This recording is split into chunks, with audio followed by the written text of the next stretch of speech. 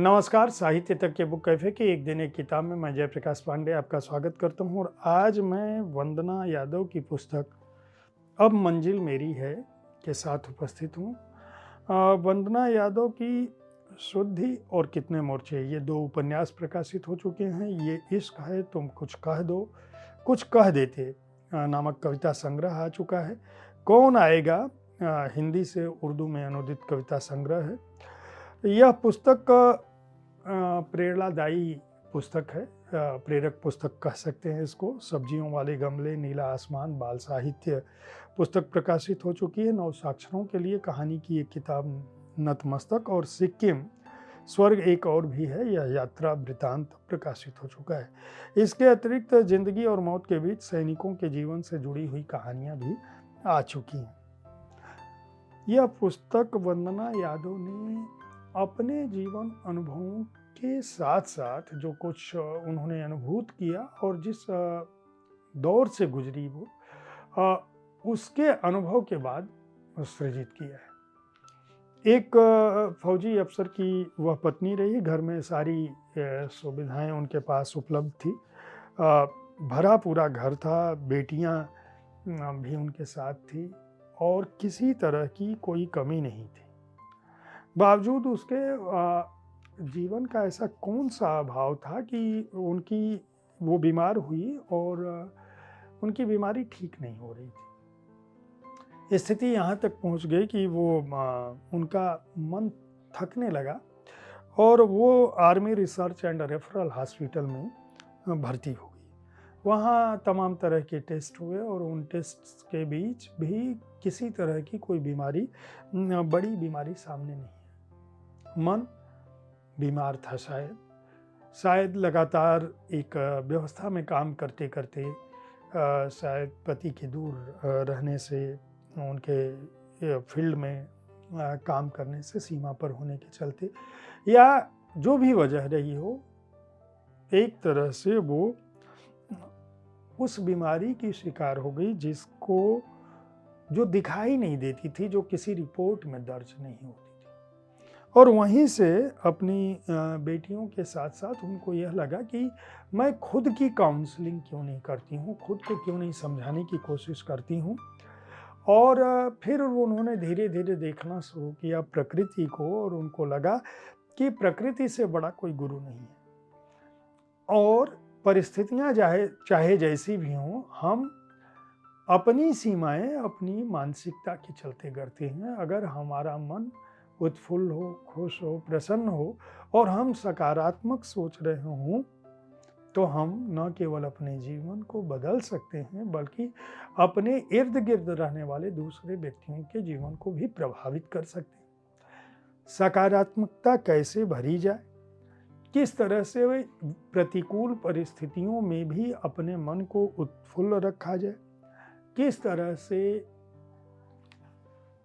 पीछे की बातें भूलकर आगे का विचार रखा जाए, यह उन्होंने अपनी बेटियों की सलाह से और उनके साथ के साथ साथ उनके प्रयास से उन्होंने इन सारी बातों को दर्ज करना शुरू किया और अब मंजिल मेरी है नामक प्रेरणास्पद पुस्तक लिखी। इस पुस्तक के जो अध्याय हैं उनमें पहला अध्याय तैयारी पूरी करें, उसमें उन्होंने इच्छा शक्ति, अपने आइडिया पर यकीन करें, समय से पहले काम पूरा करें, निर्णय लेने की क्षमता रखें और मेहनत का फल जो है वह उत्साह, अवसर और ऊर्जा से जुड़ा हुआ है और सफलता के साथ आता है।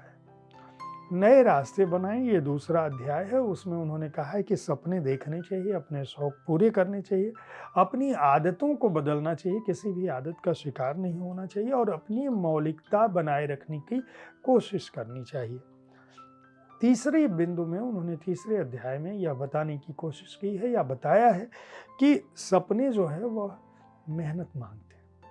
अगर हम कोई चीज़, किसी चीज़ के बारे में सोचते हैं, उसको प्राप्त करना चाहते हैं, चाहे वह आपके प्रोफेशनल जीवन में हो, चाहे वह घरेलू मोर्चे पर हो, चाहे वह संबंधों से जुड़ा हुआ हो, किसी भी फील्ड से जुड़ा हो, अगर हम कोई स्वप्न देखते हैं तो वह हमारे श्रम और हमारे समय की डिमांड करते हैं।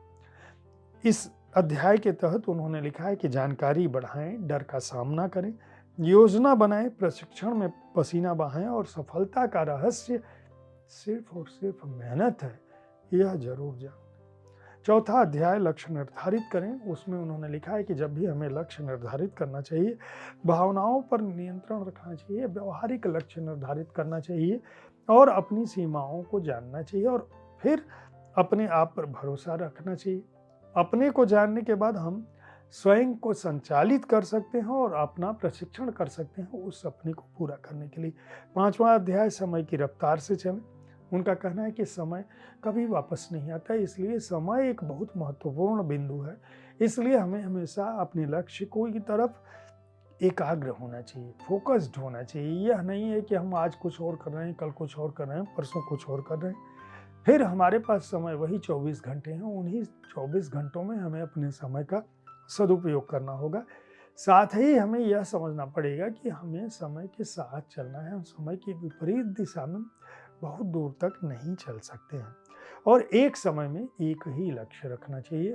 एक है साधे सब सदे, सब साधे सब जाए वाली प्रवृत्ति, जो बहुत पहले हमारे संत साहित्य के प्रवर्तकों ने कह दिया था। सब कुछ साधने की जगह एक चीज़ को साधने की कोशिश करनी चाहिए और करंट अफेयर्स पर जो कुछ है उस पर नज़र रखनी चाहिए।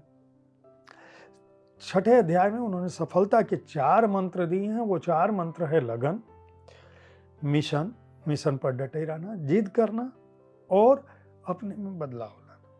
7वां अध्याय जीत का जुनून है। जुनून रखना चाहिए हमें, आराम परस्त जीवन से बाहर निकलना चाहिए, यानी कंफर्ट जोन जो हमारा है कि हम तो यही करेंगे, हम तो इसी समय करेंगे, हम तो उठेंगे नहीं, हम तो 9 बजे से पहले जगते नहीं, हमको तो आना जाना नहीं आता, हमको तो खाना बनाना नहीं आता, या हमको खाना बनाना है तो हमको आधे घंटे पहले छुट्टी चाहिए।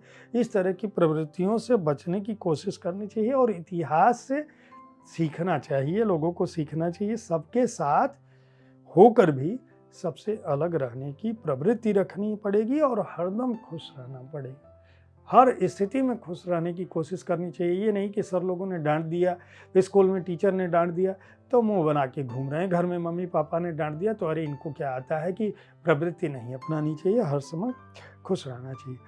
अपने में बदलाव लाएं, ये एक अगला अध्याय है। उनका कहना है कि अपने में बदलाव लाने के लिए हमें आत्मविश्वास, धैर्य, प्रसन्नता, मददगार होने का भाव, सकारात्मकता का भाव और रचनात्मकता की सोच बरकरार रखनी चाहिए। मंजिल पाने की तैयारी, यह एक अध्याय है जिसमें वो कहती हैं कि परेशानी और परिणाम ये एक दूसरे से जुड़े हुए हो सकते हैं। समस्या है तो समाधान है, जो संभव है वह करना चाहिए, जो अच्छा लगे वह करना चाहिए। आपका जीवन आपकी जिम्मेदारी है। यह समझ लें कि आपके अपने जीवन के लिए, आपके अपने जीवन के निर्णयों के लिए, आपके अपने जीवन में जो कुछ भी हासिल हो रहा है उसके लिए कोई दूसरा जिम्मेदार नहीं है। दूसरा मददगार हो सकता है, दूसरा सहायक हो सकता है, दूसरा प्रेरक हो सकता है, लेकिन अपने सुख और अपने दुख की जिम्मेदारी आपकी ही है। इसलिए बहुत अधिक अपेक्षा न पालें। आजकल की पीढ़ी को यह एक बड़ी दिक्कत है कि वह जो है हर चीज़ के लिए दूसरों पर निर्भर है। चाय पीने जाना है तो किसी का साथ चाहिए, खाना खाने जाना है तो किसी का साथ चाहिए, फ़ोन पर बात कर रहे हैं, फ़ोन पर दोस्त ने फ़ोन नहीं उठाया तो लगा कि ज़िंदगी में निराशा छा गई। ऐसा कुछ नहीं है। उसकी अपनी ज़िंदगी, उसकी अपनी व्यस्तताएँ, आपकी अपनी ज़िंदगी, आपकी अपनी व्यस्तताएँ। इसलिए उतनी ही अपेक्षाएँ रखें जितनी अपेक्षाओं की पूर्ति हो सकती है और बहुत अधिक अपेक्षा किसी से न रखें, अपने पर भरोसा रखें। 10वें अध्याय में वो कहती हैं कि कठिनाइयों को जीतें, हौसला को बुलंद रखें, मानसिकता बदलें, अपनी साहसी बने, चुनौतियों का स्वागत करें, आवाज़ उठाएं और काम से जवाब दें।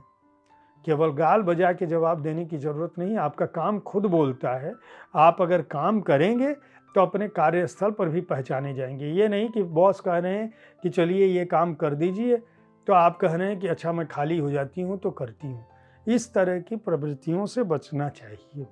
और 11वां अध्याय अब मंजिल मेरी है में वो कहती हैं कि अगर आपने इन सारे अध्यायों पर जो सीख दी है उन्होंने अमल किया तो यह मान लीजिए कि जो जीवन आपका है, जो भी स्वप्न आपका है, जो भी लक्ष्य आपका है वह आप हासिल कर सकते हैं। लेकिन ये ध्यान रखें, कि शब्दों का इस्तेमाल जिससे भी संवाद करते हैं उसको आना चाहिए।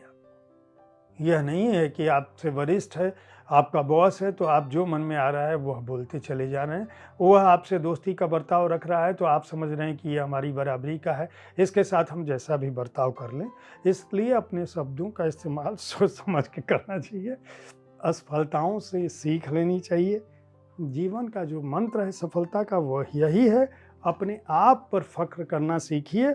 और अगर जीवन में सफलता चाहते हैं और चाहते हैं कि मंजिल मेरी है, तो अब मंजिल मेरी है पुस्तक को खरीद कर पढ़ सकते हैं। वंदना यादव ने अपने जीवन के संघर्षों से जिस तरह की पुस्तक लिखी है, वह न केवल उनके अपने जीवन की संघर्षों को, संकटों को उबारने में, उनके एकाकीपन को या अकेलेपन को, या उनके अंदर जो एक तरह का भाव आ रहा था, मन की वह बीमारी थी जिसको वह समझ नहीं पा रही थी, न केवल उसको दूर करने में सफल रही हैं, बल्कि इस पुस्तक के माध्यम से वह दूसरों को भी प्रेरणा देने में सफल रही हैं। इस पुस्तक के चित्र उनकी बेटी ने बनाए हैं और बेहद अच्छे चित्र हैं जगह जगह पर। वह भी आपको एक अलग सीख देते हैं। इस पुस्तक को अद्विक पब्लिकेशन ने प्रकाशित किया है और 152 पृष्ठों की इस पुस्तक का मूल्य 230 रुपये है। उम्मीद है साहित्य तक का यह एपिसोड आपको पसंद आया होगा। इस कार्यक्रम में आप किस तरह की पुस्तकों की चर्चा चाहते हैं, इसके बारे में अपनी राय से हमें ज़रूर अवगत कराएं। हमारी कोशिश है कि विविध विधाओं की पुस्तकों के साथ आपके पास हर दिन पहुंचूं, ताकि आपको अपनी पसंद की पुस्तक चुनने में आसानी हो। कल ठीक इसी समय ऐसी ही किसी एक कृति के साथ मैं फिर मिलूंगा। देखते रहिए साहित्य तक। धन्यवाद।